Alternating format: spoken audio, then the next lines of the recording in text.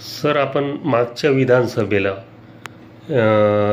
रमेश पाटील बोरनारे यांच्या विरोधात उभे होतात. त्यानंतर आजच्या परिस्थितीमध्ये आपण त्याच्यासोबत काम करताय, काय बोलाल याबद्दल? मागच्या निवडणुकीमध्ये आम्ही रमेश पाटील बोरनारे यांच्या विरोधात उभे होतो. परंतु त्यानंतर गेल्या 5 वर्षामध्ये रमेश पाटील बोरनारे यांनी तालुक्याचे अनेक प्रश्न सोडवले. जसं रस्त्याचा प्रश्न असेल, पिण्याच्या पाण्याचा प्रश्न असेल, जलजीवन मिशनच्या माध्यमातून तो सोडवला. त्याचबरोबर रामकृष्ण उपसा जलसिंचनचा प्रश्न सोडवला आणि तालुक्यामध्ये अनेक विकास कामं त्यांनी केली आणि म्हणून त्यांच्या विकास कामावर समाधानी असल्यामुळे आम्ही त्यांच्याबरोबर जाण्याचा निर्णय घेतला. सर, आज अशी परिस्थिती आहे वैजापूरमध्ये का येणाऱ्या काही काळामध्ये नगरपालिकेच्या निवडणुका होणार आहेत, त्या पण दिवाळीनंतर होतील किंवा दिवाळीच्या दरम्यान होतील अशी शक्यता वर्तवण्यात येत आहे आणि त्यामध्ये आपण खूप सक्रिय आहात. काही आपल्याला शिंदे गटाकडून किंवा बोरनारे सरांकडून, आमदाराकडून काही शब्द मिळालेला आहे का? आम्ही सध्या शिवसेना पक्षामध्ये काम करतोय, त्यामुळे आता ज्या निवडणुका येतील त्यावेळेस पक्षश्रेष्ठींच्या आदेशानुसार आणि त्यांच्या मार्गदर्शनाखाली निवडणुका लढवल्या जातील. सर, आपल्याला काय वाटतं का शिंदे गट जो आहे, शिंदेची शिवसेना, वैजापूर शहरासाठी नगराध्यक्ष पदाचा चेहरा कोणाला देईल? नाही, ते पक्षश्रेष्ठी ठरवतील. सर, अशी एक सध्या चर्चा चालू आहे का आपण काँग्रेसमध्ये जाणार आहात, याबद्दल काय बोलाल? काँग्रेस, मी सध्या शिवसेना पक्षामध्ये काम करतोय, त्यामुळे काँग्रेसमध्ये जाणार ही मी तुमच्याकडनंच पहिल्यांदा ऐकतोय.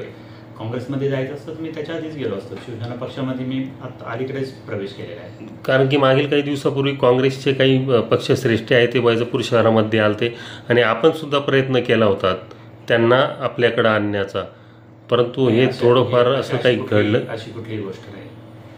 तर आपण काँग्रेसमध्ये जाणार नाहीच. सर, होणारी नगरपालिकाची जी निवडणूक असेल ही कोणामध्ये होईल? आता एक चर्चा आहे तिसऱ्या आघाडीची, तर मग डॉक्टर दिनेश परदेशी यांचा गट आहे समजा, त्याच्यानंतर बोरनेर सरांचा गट आहे आणि तिसरी आघाडी आहे.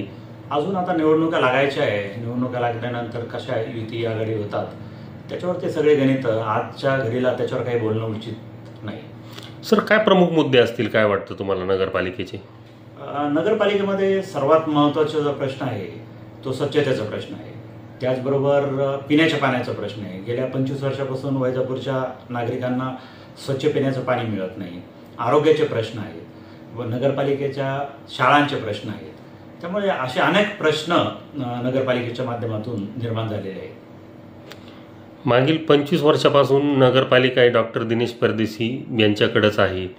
तर आता समजा तुम्ही शिंदेची शिवसेना किंवा बोरनार सरांचा गट या माध्यमातून प्रचार केला तर कुठल्या प्रमुख मुद्द्यावर प्रचार करणार? मुख्यत्वे पिण्याच्या पाण्याचा प्रश्न, त्याचबरोबर शहराच्या आरोग्याचा प्रश्न. गेल्या 25 वर्षापासून आपण वैजापूर शहरामध्ये नगरपालिकेच्या माध्यमातून चांगलं रुग्णालय उभं करू शकलो नाही. त्याबरोबर नगरपालिकेच्या जे शाळा आहे त्यांची मोठ्या प्रमाणात दुरावस्था झालेली आहे. आज तिथे विद्यार्थी संख्या घटलेली आहे आणि म्हणून ही मुद्दे आहेत. त्याचबरोबर स्वच्छतेचे मुद्दे. आज माझे निवडणुकीमध्ये विधानसभेच्या निवडणुकीमध्ये सुद्धा आम्ही हे प्रश्न उपस्थित केले होते की आज वैजापूर नगर शहरामध्ये स्वच्छतेचे प्रश्न ऐरणीवर आले. तुम्ही जर बघितलं तर मोकाट जनावरांचा संचार पूर्ण शहरामध्ये आहे, मोकाट कुत्र्यांचा संचार आहे, मोकाट डुकरांचा संचार आहे आणि मग याच्यावर नगरपालिकेच्या माध्यमातून कुठे काम होताना मला दिसत नाही.